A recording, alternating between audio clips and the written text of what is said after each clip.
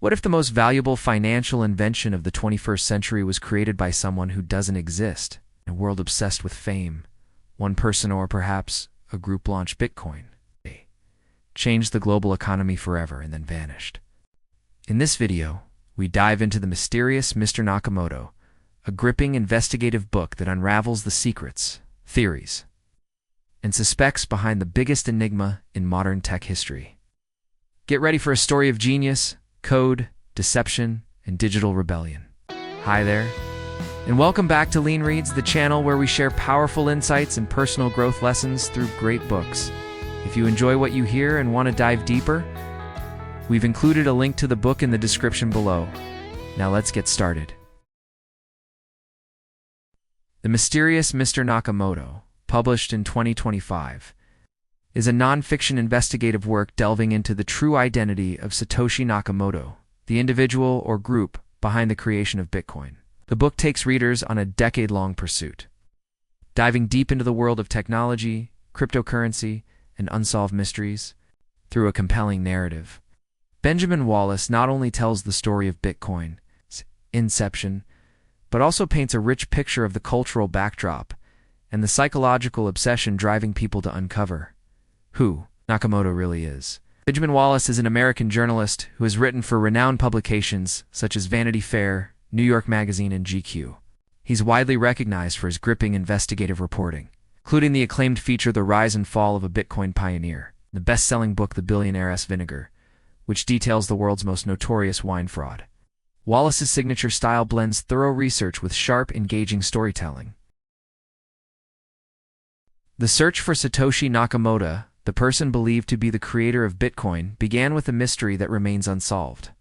As the cryptocurrency wave swept across the globe, the individual behind it all completely vanished. In 2011, just 3 years after launching Bitcoin, Satoshi Nakamoto quietly withdrew from all communication and has never resurfaced. Despite owning a Bitcoin wallet worth billions of dollars, he never touched it, leaving behind a digital fortune that remains unclaimed.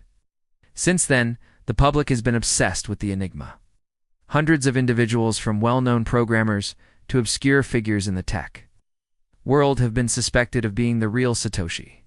The internet, filled with armchair detectives, spawned countless theories and dramatic scenarios, turning the search into a global mystery thriller.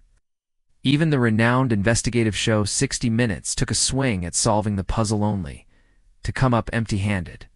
In this pursuit of truth, journalist Benjamin Wallace spent years tracking every lead, traveling thousands of miles and chasing a single, compelling question: who really created Bitcoin?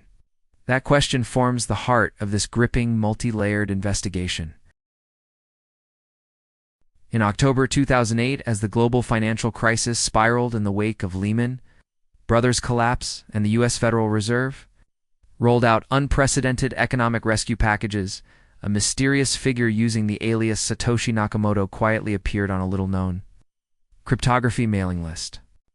There, he shared a 9-page white paper outlining the concept of a peer-to-peer electronic cash system that could function independently of central banks and beyond the direct control of governments. Just 3 months later, Nakamoto released the first version of software that brought this idea to life, marking the birth of Bitcoin, the world's first cryptocurrency. Nakamoto had solved a fundamental problem that had plagued previous attempts to create digital money: the issue of double spending. In the digital world, data can be copied easily, so how do you ensure a digital coin isn't spent more than once? The answer came in the form of a revolutionary design: the blockchainer. Public ledger that could be verified by all computers in a decentralized network.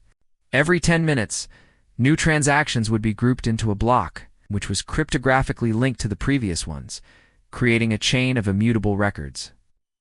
This innovation eliminated the need for a central authority like a bank. Not only was the system transparent and automated, but it also came with a unique mechanism for operation. Instead of being issued by a government, Bitcoin was generated through a process called mining. Computers in the network competed to solve complex cryptographic puzzles.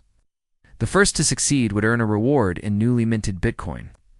This process served two purposes: validating and recording transactions on the blockchain and gradually releasing new Bitcoin into circulation.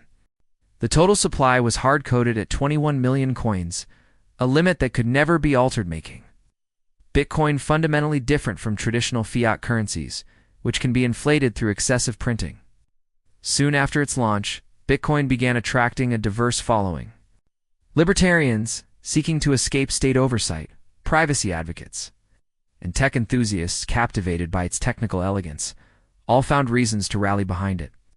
To them, Bitcoin represented an entirely new class of asset, one that couldn't be frozen, devalued by central decree, or seized through traditional banking systems. In the early days, Bitcoin had virtually no monetary value. But within just a few years, it started to gain real-world utility. One of the earliest and most iconic transactions happened in 2010, when American programmer Laszlo Hanyecz paid 10,000 Bitcoin for 2 Papa John's pizzas. At the time, it was a symbolic step forward, proof that Bitcoin could be used to buy real goods. In hindsight, those 2 pizzas would go down as the most expensive ever purchased, worth hundreds of millions of dollars at Bitcoin's peak. Despite the excitement, Bitcoin's early days were also marked by turbulence. In 2011, Mt. Gox, the largest Bitcoin exchange at the time, was hacked, resulting in the loss of 25,000 Bitcoins. The incident triggered a crash in Bitcoin's price from $17 to less than a penny, raising serious concerns about the ecosystem's security and reliability. Through all its ups and downs, Bitcoin continued to garner interest from people who believed in its long-term vision. For some, it was a revolutionary technology that could reshape how we store and transfer value. For others, it was a higher-risk, higher-reward investment opportunity. Whatever the motivation, Bitcoin's presence kept growing, evolving from a curiosity in cryptographic circles into a symbol of a new kind of money for the digital age. In 2010, Gavin Andresen, a mild-mannered father of 2, with an unusual hobby of riding a unicycle, stumbled upon Bitcoin. At first, he was skeptical, but the idea of a currency that operated without banks or intermediaries caught his attention. Curious, he downloaded Bitcoin's source code and began reading it line by line. The deeper he dug, the more fascinated he became, particularly by the system's elegance and the creator's technical genius. Within a month of his discovery, Andresen made a bold move. He spent $50 to purchase thousands of Bitcoins. Even more remarkably, he launched a project called Bitcoin Faucet, where he gave away free Bitcoins to anyone who visited his website. It was his way of introducing this still obscure digital currency to a wider audience.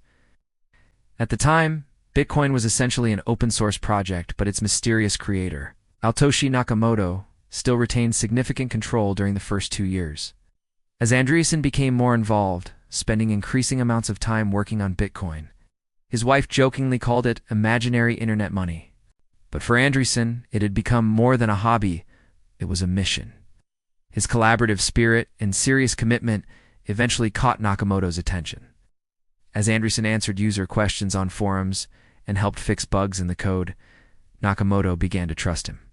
He gradually handed over responsibilities, first giving Andresen access to the code repository, and eventually placing him in charge of the team of volunteer developers who were helping to maintain and improve Bitcoin's software. By this point, Andresen had become the de facto spokesperson between the Bitcoin project and its rapidly growing community. When international media began taking interest in Bitcoin, they reached out to Andresen. Nakamoto remained a ghost, impossible to reach. But Bitcoin's growing fame made Nakamoto uneasy. When some users suggested that WikiLeaks then, under intense financial blockade, could use Bitcoin to raise funds, Nakamoto was strongly opposed. He believed Bitcoin needed to evolve quietly and cautiously, not draw too much attention too soon. In April 2011, Nakamoto expressed frustration in an email to Andresen after reading that Andresen had described him as a shadowy, mysterious figure. Around the same time, Andresen announced that he had accepted an invitation to present Bitcoin at the CIA headquarters. Immediately afterward, Satoshi Nakamoto vanished. No explanation, no goodbye, no further communication, just like that. He disappeared from the internet in his direct involvement with the very project he had brought into the world. In September 1992, a group of about 20 tech enthusiasts gathered in a modest apartment in Oakland, California. Sitting cross-legged on the floor, they listened intently as Tim Maya, prominent figure in their circle read, aloud the crypto-anarchist manifesto. In this bold declaration, May likened the power of encryption to that of the printing press in reshaping society. His words ignited something deep in the group. By the end of the meeting, they had given their movement a name: cypherpunk. The cypherpunk movement was built around a clear mission to use cryptography to make surveillance obsolete. They envisioned a world where privacy was not granted by governments, but hard-coded into technology itself. Some members were driven by personal desires to protect their private lives, while others were fueled by a deep-rooted distrust of centralized power, often inspired by libertarian ideals. Their rebellion was rooted in creativity. When the U.S. government classified PGP, pretty good privacy, encryption software as a military weapon, and restricted its distribution. Adam Bakakor, member of the movement, responded by printing the banned algorithm on T-shirts. The shirts became a symbol of civil disobedience.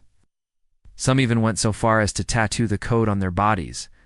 When the Clinton administration introduced the Clipper chip, a device that would allow the government to eavesdrop on private phone calls, cypherpunks countered by slapping Big Brother inside. Stickers on devices, a sharp critique and warning to users about the looming threat of mass surveillance. In cypherpunk mailing lists, people communicated using pseudonyms. This practice allowed ideas to be judged on their merit, rather than the reputation or status of the author. Anonymity was not only a form of protection in an age of surveillance, it was a statement of principle, that true freedom and fairness could only exist when individuals were subject to identification or profiling.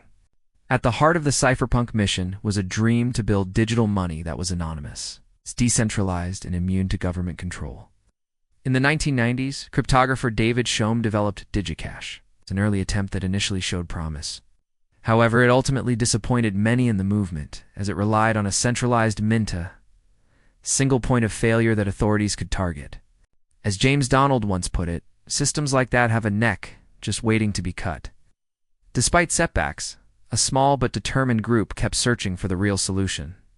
That breakthrough came in 2008, when a figure, or perhaps a group using the pseudonym Satoshi Nakamoto, released Bitcoin. For the first time, digital currency didn't require trust in any third party. It was a technological embodiment of the cypherpunk dream: freedom through cryptography. For those who had spent decades pursuing this vision, Satoshi's arrival felt like a long-awaited triumph.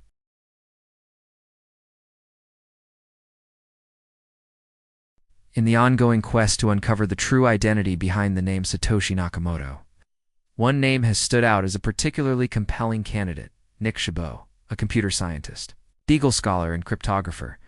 Szabo has long been a significant figure in the world of digital currency. As early as the late 1990s, he began developing foundational concepts for decentralized digital money. In 1998, introduced the idea of BitGold, a system strikingly similar to what Bitcoin would later become. Szabo's credentials extended far beyond just technology. He possessed deep knowledge of game theory, economics, and even anthropology relating to the origins of money. His fascination with monetary history led him to study and collect unique forms of currency from cultures around the world. The theory that Nick Szabo might actually be Satoshi first gained serious traction after a stylistic analysis conducted by Skygray. By examining the writing style used in the original Bitcoin whitepaper, Gray found notable similarities to Szabo's own writings. These included specific tendencies, like omitting commas in certain grammatical contexts and using distinctive phrases. The findings suggested a strong likelihood that both texts came from the same author. There were also several uncanny coincidences. Although Bitcoin clearly builds upon the concepts laid out in BitGold, Szabo is never mentioned in the Bitcoin whitepaper, a strange omission that raised many eyebrows. Furthermore, before Bitcoin's release, Szabo had publicly discussed his plans to bring BitGold to life, but he abruptly halted the project just as Bitcoin appeared. His total silence in debates about Bitcoin's origin struck many as suspiciously deliberate. One moment often cited as a potential slip occurred during an interview when Szabo said, "I designed Bitco," before quickly correcting himself to BitGold. To some, this felt like a rare glimpse behind the curtain, an unintentional revelation of something he had worked hard to keep hidden. Still, over time, cracks began to show in the theory. While Satoshi's communication was always measured, clear, and logically structured, Szabo, speaking publicly often, came across as scattered and imprecise. This inconsistency made some question whether he could really be the person behind the impeccably crafted white paper. Years after Bitcoin's launch, when legal risks had largely faded and public admiration for Satoshi had grown, Szabo remained silent. He neither confirmed nor denied the speculation. But that long silence, once seen as calculated and mysterious, eventually began to work against the theory. If he was truly Satoshi, why not speak up? What were once considered powerful clues have, with time, begun to feel more like faint echoes in an unsolved mystery. Today, the Szabo hypothesis remains just one piece of a much larger puzzle story with no clear conclusion. About the elusive genius who gave the world Bitcoin and vanished without a trace. Craig Wright grew up in Brisbane, Australia, in a household far from peaceful. His family was marked by turmoil. His father was abusive, and his mother struggled with alcoholism. In that chaotic environment, young Wright found refuge in the solitude of his room. He drew deep inspiration from his grandfather, a World War II veteran with a passion for collecting wartime artifacts. It was through him that Wright developed a profound fascination with Japanese culture, so much so that he often wore ninja outfits and practiced samurai swordplay in public parks. From an early age, Wright stood out as someone different. While other kids played sports, he invited them over to admire his insect collection. In online forums, he displayed both technical brilliance and social awkwardness. He had a habit of correcting people's spelling errors with an air of superiority, and often bragged about his alleged ops ties to notorious hacker groups like the Legion of Doom. It was in this digital world that Wright crossed paths with Dave Kleiman, a paralyzed forensic expert based in Florida.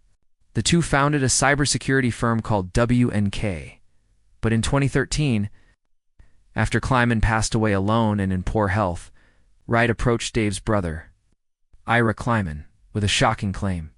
He and Dave had co-created Bitcoin. According to Wright, the project was never meant to be the work of one individual. It was a collaboration. He was the visionary, and Kleiman was his partner. The name Satoshi Nakamoto, Wright insisted, should not be interpreted as a single person. However, the crypto community was not quick to buy into this story. As media reports began to circulate, skepticism spread rapidly. Some of the evidence Wright presented was quickly flagged as suspicious. For instance, a PGP key he claimed proved his authorship appeared to have been generated using software that didn't exist at the time of Bitcoin's creation. On top of that, Wright's personal style clashed sharply with what people had come to associate with Nakamoto, a quiet, humble figure who shunned the spotlight and avoided personal gain. Wright, in contrast, was loud, combative, and unapologetically eager to claim credit. This dramatic contrast only fueled public doubt. People began demanding concrete proof, something undeniable that could settle the debate once and for all. But that proof never came. The pivotal moment came in April 2016 at a hotel in London, when Gavin Andresen, one of the earliest Bitcoin developers and one of the few people who had communicated directly with Satoshi, Nakamoto stood face-to-face with a man claiming to be the mysterious creator of Bitcoin, Craig Wright. Wright arrived with confidence and a well-groomed appearance. During the meeting, he explained that Bitcoin was the result of a collaboration between himself, his late friend Dave Kleiman, and another unnamed cryptography expert. When speaking of Kleiman, his voice softened. His eyes welled up with tears, seemingly still carrying emotional scars from the loss. Wright then conducted a live cryptographic signature demonstration in front of Andresen. Using a phrase Andresen had chosen, Gavin's favorite number is 11, allegedly, with a key allegedly belonging to Satoshi. Despite some initial technical hiccups, the verification eventually succeeded. Andresen, convinced by what he witnessed, shook Wright's hand, symbolizing his acceptance of Wright's claim. But things unraveled almost immediately after. Wright published a blog post containing what he called cryptographic proof.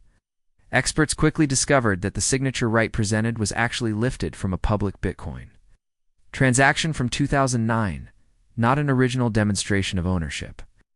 At a blockchain conference soon after, Vitalik Buterin, the founder of Ethereum, openly criticized Wright.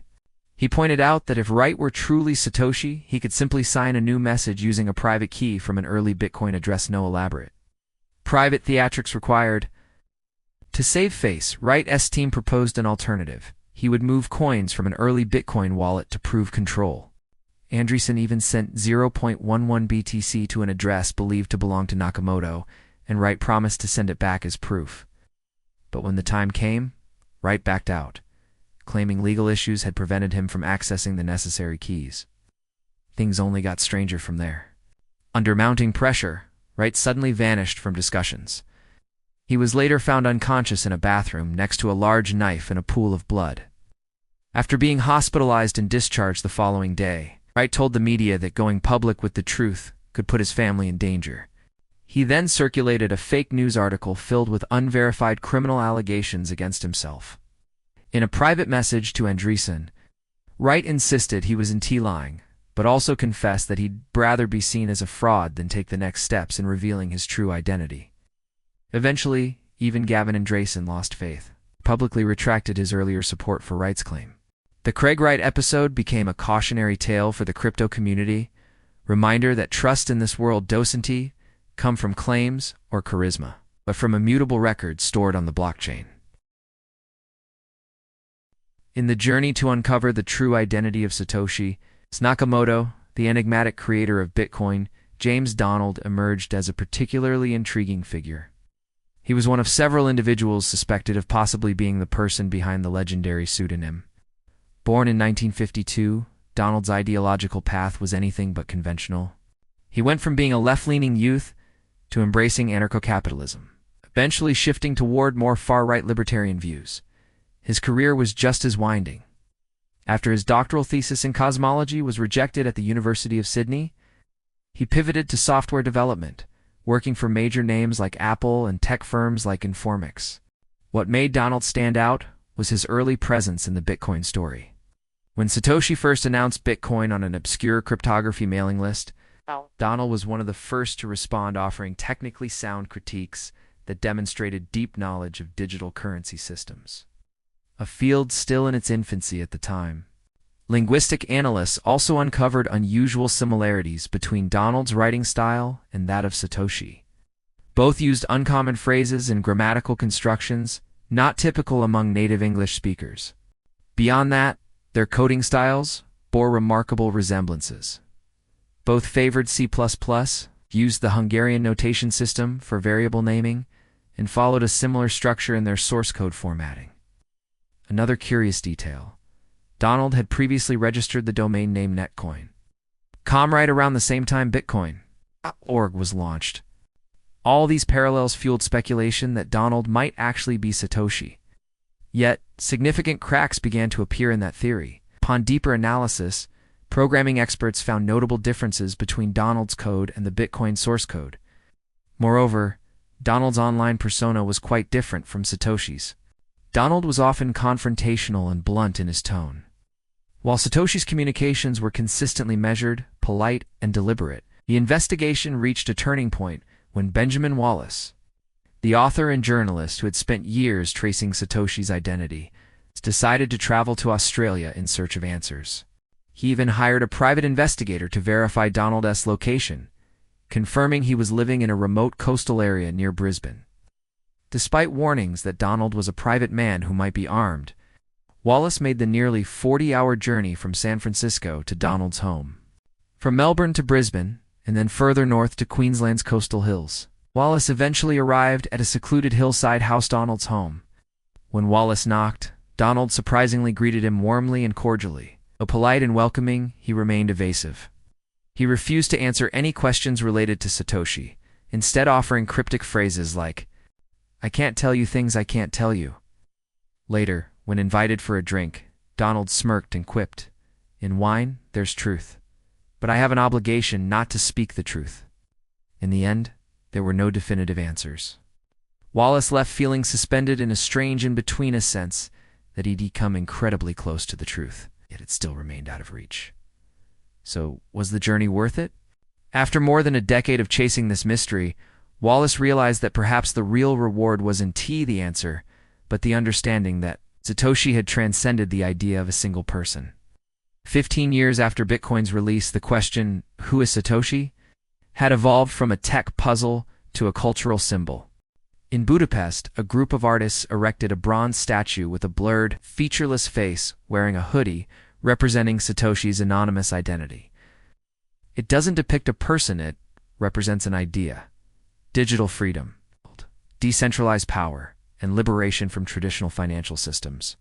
Whoever Satoshi truly is, they've become a symbol of a new, era-aware innovation.